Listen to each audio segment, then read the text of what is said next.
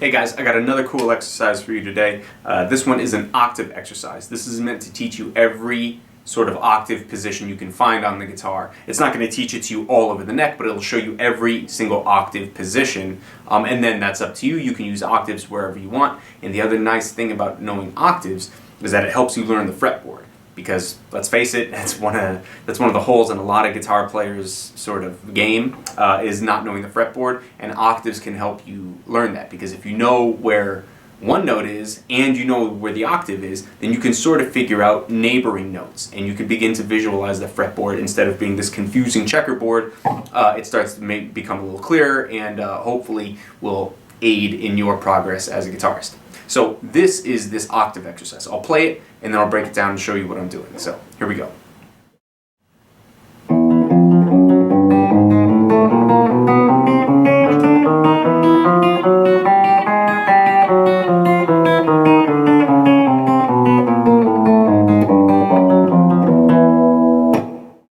Okay, so it's kind of fast, but what I was doing basically was this.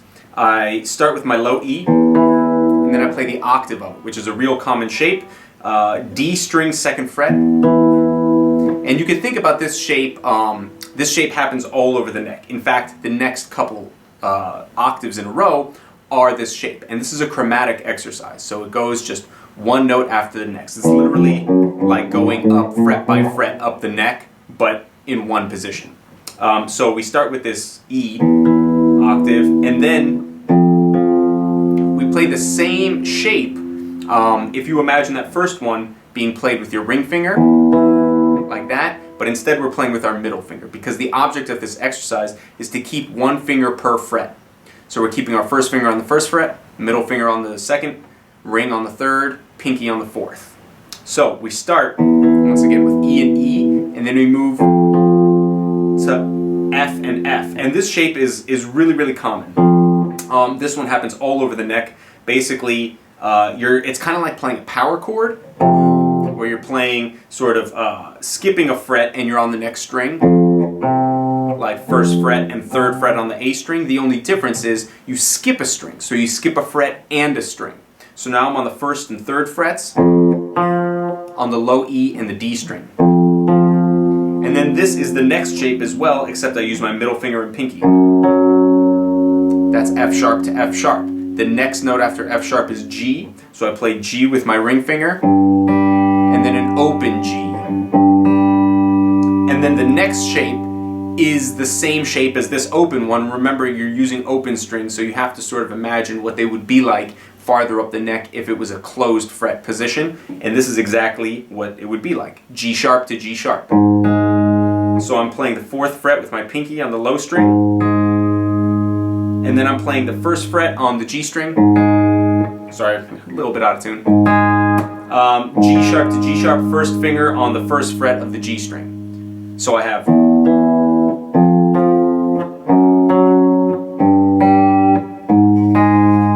And then basically that's almost the identical pattern for the next set of strings. So next I do open A and A on the G string 2nd fret.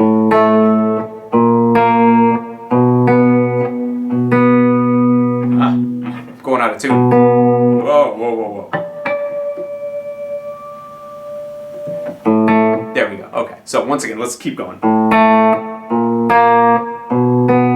So those three are the same shapes. A to A, and then B flat to B flat, and then B to B. And then after that we do C to C, because after B comes C, and this is basically straight out of our C major chord, which is 3rd fret C on the A string, 1st fret C on the B string. And then the next one, C sharp, is identical, except once again we're using different fingers. Pinky and 2nd finger this time.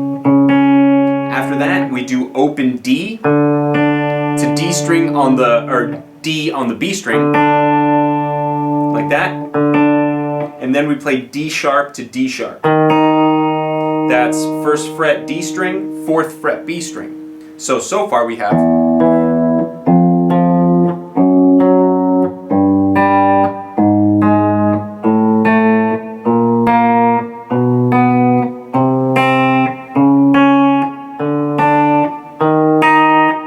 after that we do E to E. So now we're doing that E on the 2nd fret of the D string with open E. And the next shape is the same except different fingers, F to F. And then F sharp to F sharp, same shape again. Alright, so it's kind of like we're just moving up.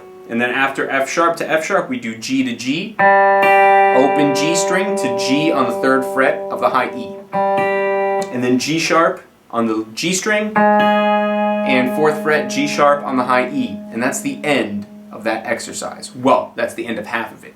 We have to go in reverse. So once again from the top.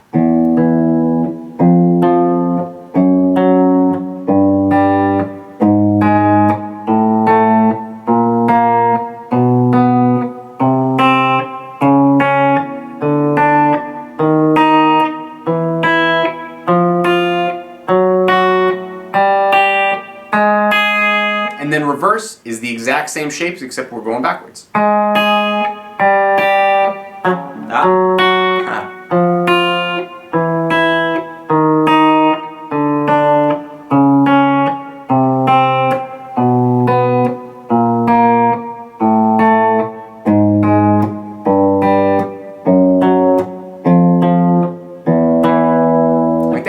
And the idea is to play them continuously, forward, and backward. I'm using my fingers. You can use a pick if you want. You can use hybrid picking, however you really want to do it.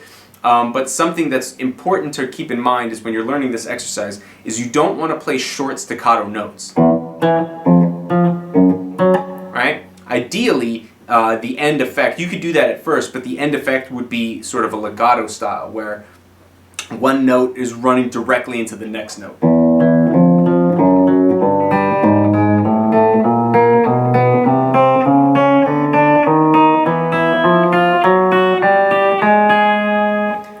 And the reason for that is then you're not shifting each finger at the same time, right? The idea is to stagger your fingers and use finger independence to get from one note to the next rather than individual shapes and you're just moving the shapes together as one concrete unit. I'd rather have you do individual fingers because that's the most beneficial for your fretting hand because that's realistically how you're probably going to be playing legato notes and cross string stuff where you're skipping strings and things like this. Most of the time, if you're trying to do something legato is a little bit harder to do than staccato because staccato you can just pop off a note and that's the end of it, right? But legato needs to continue ringing, so it's a little bit harder. Keep it legato and keep that tempo continuous and try to build up speed, and in the end, you should have this.